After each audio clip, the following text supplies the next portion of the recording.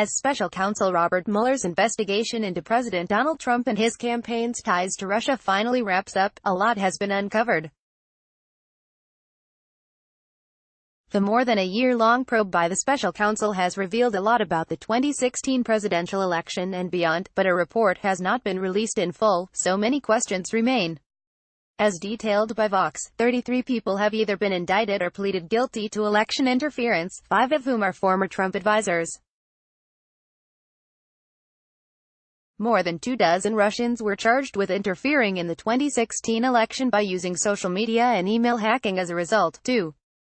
And a leaked document suggests that longtime Trump advisor Roger Stone and Trump were in contact when WikiLeaks published the 20,000 Democratic National Convention emails, despite Trump's lawyer, Rudy Giuliani, saying otherwise.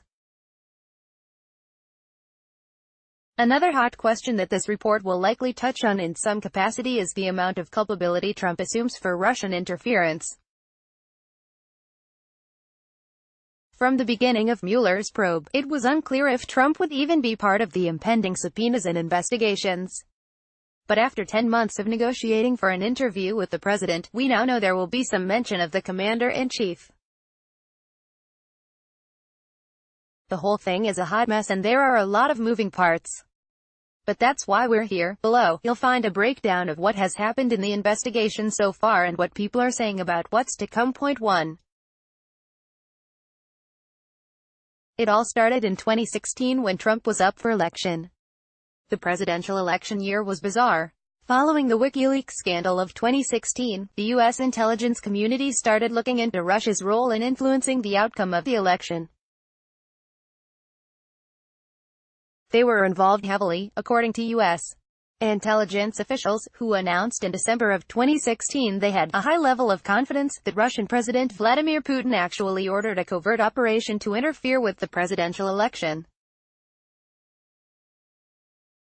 In light of information related to Russia's interference, then President Barack Obama ordered new sanctions against Russia. As this all unfolded, Trump and Putin's relationship continued to raise eyebrows as Trump repeatedly tweeted out his support and compliments toward the Russian president. Trump also repeatedly denied involvement between his campaign and Russia. Point 2. Robert Mueller was then put in charge of investigating Russia's role in the election. In May 2017, Robert Mueller was named special counsel of a Russia investigation. Previously, Mueller led inquiries into al-Qaeda and worked as a senior prosecutor under the late President George H.W. Bush. His inexhaustible defense lawyer Preston Burton told the New York Times at the time. He's the embodiment of integrity. Meanwhile, President Trump continued to deny Russian ties, calling the situation a total hoax. That same month, he fired FBI Director James Comey, with White House senior advisor Kellyanne Conway initially saying it had nothing to do with Russia, but Trump later admitting in an interview that he had the Russia investigation on his mind during the firing in an interview with NBC's Lester Holt. Since then, heavy hitters in Trump's administration lawyered up in preparation for questioning throughout all of 2017, including Trump himself, Vice President Mike Pence, former Attorney General Jeff Sessions, and son-in-law, senior advisor to the president Jared Kushner. Point 4. Meanwhile, Trump posse members started dropping like flies. By October 2017, Trump's former campaign manager Paul Manafort and his business partner were indicted on 12 counts, including conspiracy against the U.S.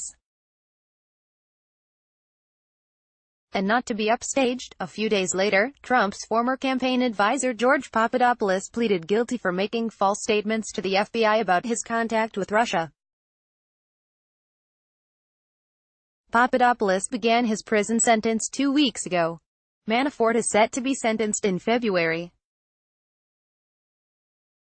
By the end of 2017, former National Security Advisor Michael Flynn pleaded guilty to lying to the FBI regarding his conversations with the Russian ambassador. Point 5. Indictments aplenty came with the new year. By 2018 the indictments start pouring in. In February, Mueller brought charges to 13 Russian nationals and 3 Russian entities for allegedly interfering with the 2016 elections. Days later, Mueller filed 32 charges against Manafort and his business partner for allegedly lying on tax returns and conspiring to commit bank fraud. Come April, Trump's lawyer Michael Cohen's house was raided by the FBI. Fast forward to December and things aren't looking too great for Cohen. He has pleaded guilty to a laundry list of crimes and has concluded that his life has been utterly destroyed by his relationship with Mr. Trump and his own actions, the New York Times reported. 5. The investigation's final puzzle piece, maybe, is added. As of late November, President Trump's lawyers submitted his written responses to Mueller's questions for his investigation, according to The Guardian. This followed 10 months of delay in, as noted by Axios, Trump insisted during a press conference in the Oval Office that he wrote the answers himself, the opposite of what sources told The Wall Street Journal, which reported intel saying his lawyers took the lead. "My lawyers aren't working on Mueller's questions. I'm working on that," Trump said. "I write the answers. My lawyers don't write answers, I write answers. I answered them very easily. I'm sure they're tripped up because they like to catch people." He also continues to slam the investigation, saying in a tweet storm on December 7, "This should never again be allowed to happen to a future president of the United States," calling it a witch hunt, and threatening his administration's own counter-report. However, a new charge against Cohen last week suggested the ties with Trump might run deeper than the president would like people to think. Cohen's plea name-dropped Trump, members of his family, and business deals involving talks, late into the campaign season in 2016, to build a Trump Tower in Moscow. 6. Mueller's investigation is expected to end soon, and we know some of the results already through the form of indictments, but it's hard to say how much of a final version will really be available to the public. As Vox pointed out, mentions and references to Trump continue to increase in probe documents as early as July 2018.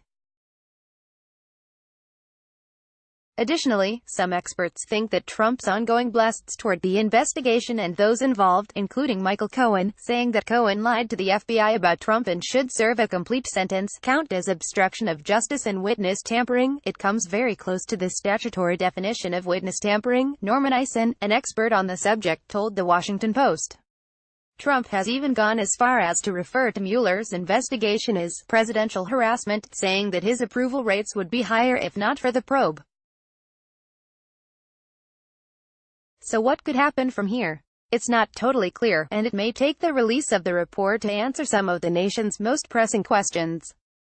According to Vox, though many believe that Mueller won't indict Trump himself, according to Trump's legal team, Mueller has indicated that he would write a report, noting the president's conduct.